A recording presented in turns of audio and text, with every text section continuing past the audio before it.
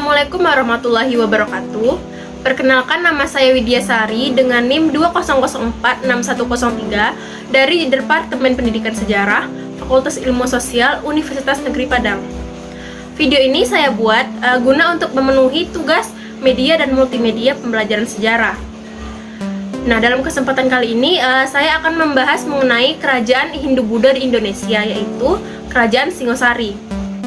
Nah, di sini saya sudah bersama teman saya yang bernama Mita Zulnaimi. Kami akan sedikit membahas mengenai Kerajaan Singosari. Nah, saya mempunyai beberapa pertanyaan nih, Kak. Apa sih yang Kakak ketahui mengenai Kerajaan Singosari ini?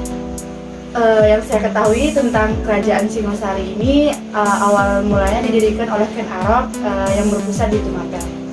Nah, kira-kira yang Kakak ketahui bagaimana sih awal mulanya Kerajaan Singosari ini terbentuk? Awalnya seperti ini, menurut saya, Kak. Ken Arok ini menyukai istri dari Jayaka Tuang yang bernama Ken Dedes. Lalu dengan berbagai cara Ken Arok ini gimana sih caranya buat menaklukkan Ken Dedes ini? Salah satunya dengan cara membunuh suaminya dan menikahi Ken Dedes, lalu berdirilah Kerajaan Singosari. Nah, benar sekali. Pada awalnya emang Ken Arok ini menyukai Ken Dedes. Dia tuh berusaha untuk mendapatkan hati Ken Dedes dengan cara membunuh suami Ken Dedes dengan menggunakan keris dari Empu Gandring.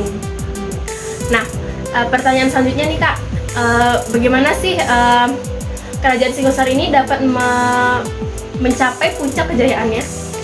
Karena Kerajaan Singosari ini banyak melakukan ekspedisi keluar daerah, salah satunya ekspedisi ke Kerajaan Melayu Dharmasaya.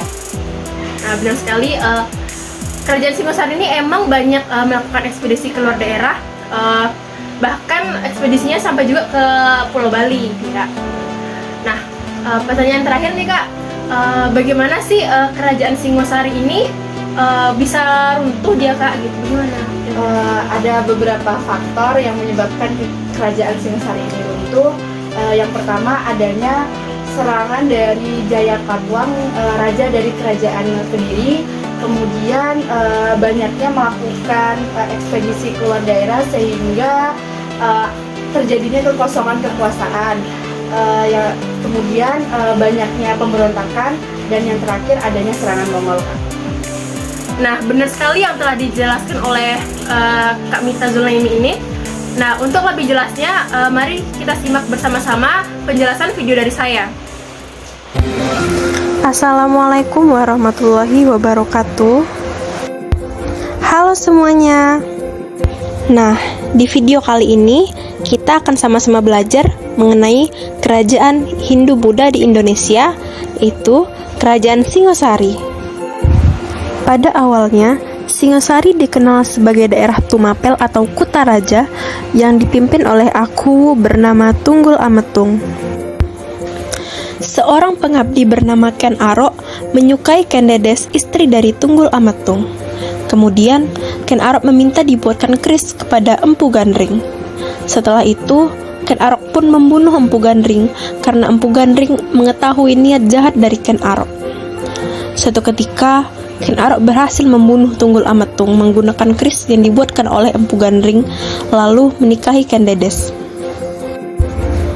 Ken Arok kemudian diangkat menjadi raja pertama Tumapel. Perang melawan Kerajaan Kediri meletus dan dimenangkan oleh Tumapel di bawah pimpinan Ken Arok. Setelah itu, Ken Arok menyatukan seluruh wilayah bekas Kerajaan Kediri dan mendirikan kerajaan baru bernama Kerajaan Singosari yang berpusat di Tumapel. Setelah Ken Arok menikahi Ken Dedes, ternyata Ken Dedes sudah mengandung anak dari Tunggul Ametung yang setelah lahir diberi nama Anusapati. Ken Arok sendiri juga telah memiliki putra dari pernikahan dengan istri sebelumnya, yaitu Ken Umang, yang diberi nama Tohjaya. Pada tahun 1227, Ken Arok wafat dibunuh oleh suruhan dari Anusapati karena ia mengetahui bahwa Ken Arok telah membunuh ayahnya, yaitu Tunggul Ametung. Setelah itu, Anusapati memimpin Singosari selama 2 tahun. Kemudian, Anusapati pun dibunuh oleh Tohjaya, anak dari Ken Arok. Dan kemudian, Tohjaya pun naik tahta memerintah selama setahun. Kekuasaan Tohjaya berhasil digulingkan oleh Ranggawuni yang merupakan anak dari Anusapati. Kemudian, Ranggawuni memerintah di kerajaan Singosari selama 22 tahun, yaitu mulai dari tahun 1250 hingga 1272. Pada masa pemerintahan Ranggawuni ini, kerajaan Singosari pun mulai bangkit. Pemerintahan selanjutnya dipegang oleh Raja Kertanegara.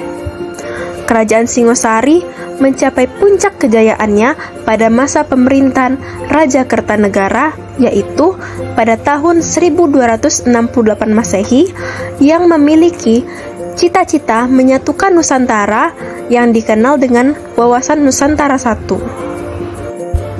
Pada masa itu, kerajaan Singosari sempat mendapatkan ancaman dari Kubilai Khan. Untuk mengatasi hal tersebut, kerajaan Singosari pun kemudian menjalin persahabatan dengan kerajaan Champa yang berada di Vietnam. Raja Kertanegara berusaha menguasai jalur perdagangan di Selat Malaka untuk membangun dan mengembangkan perekonomian kerajaan. Selain itu, Raja Kertanegara merupakan raja pertama yang mengalihkan wawasannya keluar Jawa. Pada tahun 1275, ia mengirimkan pasukan ekspedisi Pamalayu ke kerajaan Melayu Dharmasraya untuk menjadikan Sumatera sebagai benteng pertahanan dalam menghadapi ekspansi bangsa Mongol.